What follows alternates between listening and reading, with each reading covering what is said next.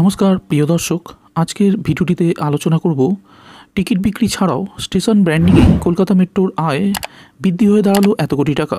চলুন পরিমাণটা ঠিক কত জানতে আজকের এই ভিডিওটির দিকে যাওয়া যাক। কিন্তু তার আগে আজকের ভিডিওটির আরও দুটি গুরুত্বপূর্ণ বোনাস খবরের প্রথমটি হলো গরিবের বন্দে ভারত আর বন্দে ভারত এক্সপ্রেসে রয়েছে তিনটি ফারাক। জানবো কি কি।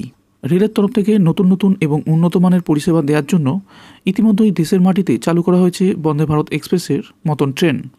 আর এবার ট্র্যাকে নামানো হচ্ছে গরিবের বন্দে ভারত, অর্থাৎ বন্দে ভারত সাধারণ বা পুশপুল ট্রেন। এই দুটি ট্রেন অর্থাৎ বন্দে ভারত এক্সপ্রেস এবং বন্দে ভারত সাধারণের মধ্যে তিনটি ফারাক রয়েছে, যার প্রথমটি হচ্ছে একটি ট্রেন পুরোপুরিভাবে বাতানুকূল এবং আরেকটি সম্পূর্ণ বাতানুকূলহীন। এর পাশাপাশি সফরের ক্ষেত্রে বন্দে ভারত এক্সপ্রেসে অনেক বেশি সুযোগ সুবিধা দেওয়া হয়ে থাকে, যা বন্দে ভারত সাধারণত দূরের কথা অন্যান্য প্রিমিয়াম ট্রেনগুলি থেকেও অনেক বেশি। সুতরাং এদিক থেকে বন্দে ভারত এক্সপ্রেস অনেক বেশি এগিয়ে রয়েছে। দ্বিতীয় যে ফারাকটি রয়েছে সেটি হলো গতি। বন্দে ভারত এক্সপ্রেসের সর্বোচ্চ গতি হলো ঘন্টায় 160 কিলোমিটার, সে জায়গায় বন্দে ভারত সাধারণ ট্রেনের সর্বোচ্চ গতি হলো ঘন্টায় 130 কিলোমিটার। এছাড়াও আগামী দিনে বন্দে ভারত এক্সপ্রেস ট্রেনের যে সকল ভার্সান আসতে চলেছে সেগুলির গতি আরও অনেক বেড়ে যাবে। এরপর তৃতীয় এবং সবচেয়ে উল্লেখযোগ্য পার্থক্যটি হলো টিকিটের দাম। আমরা প্রত্যেকেই জানি বন্দে ভারত এক্সপ্রেস ট্রেনের টিকিটের দাম অনেক বেশি এবং এই ট্রেনটি বিলাসবহুল ট্রেন। সে জায়গায় বন্দে ভারত সাধারণ তৈরি করা হয়েছে মূলত কম খরচে, যাতে যাত্রীরা এক জায়গা থেকে অন্য জায়গায় যাতায়াত করতে পারেন। সুতরাং বন্দে ভারত সাধারণ ট্রেনের টিকিটের মূল্য অনেক কম হতে চলেছে। বন্ধুরা, আজকের দ্বিতীয় আপডেটটি হলো ভারতীয় রেলকে ঢেলে সাজাতে বড় সিদ্ধান্ত রেলের। হাওড়া সহ 7 রুটে খরচের পরিমাণ 4 লক্ষ কোটি টাকা। রেলের 7টি রুট যুক্ত করছে ভারতের বিভিন্ন প্রান্তকে। এই রুটগুলির মিলিত দৈর্ঘ্য প্রায় 11,000 কিলোমিটারের কম। যদি আপনি দৈর্ঘ্য বিচার করতে চান, গোটা দেশের মাত্র 16% জুড়ে আছে এই রুট।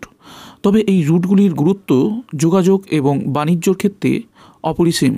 এদেশে পণ্যবাহী এবং যাত্রীবাহী ট্রেন মিলিয়ে রেল ট্রাফিকের 41% এই 7 রুটের ওপর ভরসা করেই চলে। ভারতীয় রেল গত 10 বছর ধরে এই রুটগুলির উন্নতির চেষ্টা চালিয়ে যাচ্ছিল। এই 7টি রুট যথেষ্ট গুরুত্বপূর্ণ এবং এর মধ্যে 3টি রুটের সাথেই যুক্ত রয়েছে হাওড়া। দেশের রেল ব্যবস্থাকে উন্নত করতে আরও জোরালো পদক্ষেপ নেবে ভারতীয় রেল। এছাড়া দেশের পণ্যবাহী এবং যাত্রীবাহী ট্রেনের গড়গতি বৃদ্ধির জন্য আগামী বছর বন্দে ভারত এক্সপ্রেস ট্রেনের আরও নতুন সংস্করণ আনতে চলেছে ভারতীয় রেল। পাশাপাশি জানা যাচ্ছে Vande Bharat metro, Vande Bharat sleeper train খুব শীঘ্রই চালু হতে চলেছে। এছাড়াও থাকবে রেলের ট্র্যাকে কনজেশন বা পরপর ট্রেন থমকে যাওয়া আটকাতে মাল্টি ট্র্যাকিংয়ে জোর দেয়া।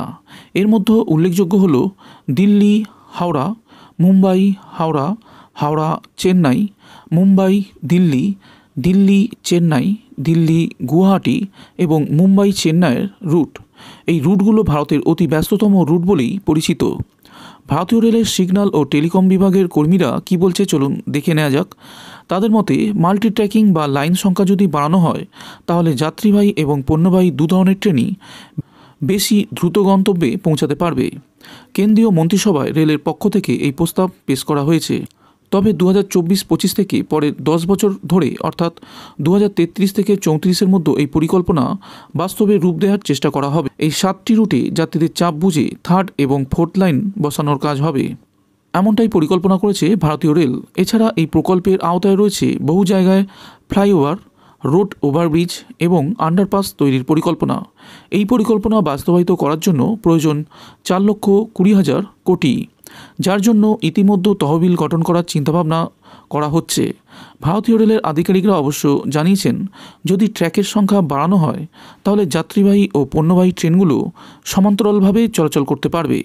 এতে সময় বাঁচবে এবং কোনো ট্রেনকে অপর ট্রেনের জন্য জায়গা ছেড়ে দিতে হবে না। বন্ধুরা, আজকের ভিডিওর শেষ আপডেটটি হলো আয় বাড়াতে টিকিট বিক্রির বাইরেও অন্য পথ নিয়ে পরীক্ষা নিরীক্ষা করছিল মেট্রো কর্তৃপক্ষ। তার পরিকল্পনা হিসাবেই স্টেশন ব্র্যান্ডিংয়ের পথে হাঁটতে শুরু করেছিল কলকাতা মেট্রো। বিকল্প এই মাধ্যমে আয়ের এই পরিকল্পনাতেই এখন দেদার লক্ষ্যী লাভ করছে মেট্রো কর্তৃপক্ষ। একটি প্রেস বিজ্ঞপ্তিতে জানানো হয়, বিকল্প মাধ্যমে 6 মাসে প্রায় 19.57 কোটি টাকা আয় করেছে কলকাতা মেট্রো। চলতি বছরের এপ্রিল থেকে সেপ্টেম্বর মাস পর্যন্ত নন ফেয়ার রেভিনিউ 34.22% আয় বেড়েছে মেট্রোর। বিভিন্ন সংস্থা এবং কর্পোরেট হাউসগুলি স্টেশন এবং ট্রেনগুলিতে তাদের বিজ্ঞাপনগুলি প্রদর্শনের জন্য কলকাতা মেট্রো রেলওয়ের কাছে আবেদন জানাচ্ছে। সাধারণ আয়ের উৎস ছাড়া বিকল্প উপায় আয় বাড়াতে প্রতিনিয়ত চেষ্টা চালাচ্ছে ভারতীয় রেল। বিকল্প উপায় আয় বাড়াতে বেশ কিছু বেসরকারি সংস্থার সাথে হাত মিলিয়েছে মেট্রো রেলওয়ে। ইতিমধ্যে বিজ্ঞাপন সংস্থা ও কর্পোরেট সংস্থাগুলির সাথে চলছে কো-ব্র্যান্ডিং। তার জেরেই বাড়ছে আয়ের শতাংশ। যাত্রী সুবিধার্থে মেট্রো রেলওয়ে পিক আপ এবং ড্রপ আপ ব্যবস্থা চালু করা হয়েছে। এই সার্ভিসের মাধ্যমে যাত্রী পরিবহনের পাশাপাশি মালপত্র পরিবহন করা যাবে। মেট্রো রেকের ভেতরে এবং বাইরে বিজ্ঞাপন ও স্টেশনের বাইরে ভেতরে হোর্ডিং প্রদর্শন এবং স্বাস্থ্য পরীক্ষার মাধ্যমে আয়ের দিকে মনোনিবেশ করেছে। তাছাড়াও বিভিন্ন স্টেশনে ফুড কিওস্ক, মেট্রোর মধ্যে হ্যান্ডেল চেন ব্র্যান্ডিং ও বগির মধ্যে বিভিন্ন সংস্থার পোস্টারের সাহায্যে আয় হচ্ছে মেট্রোর।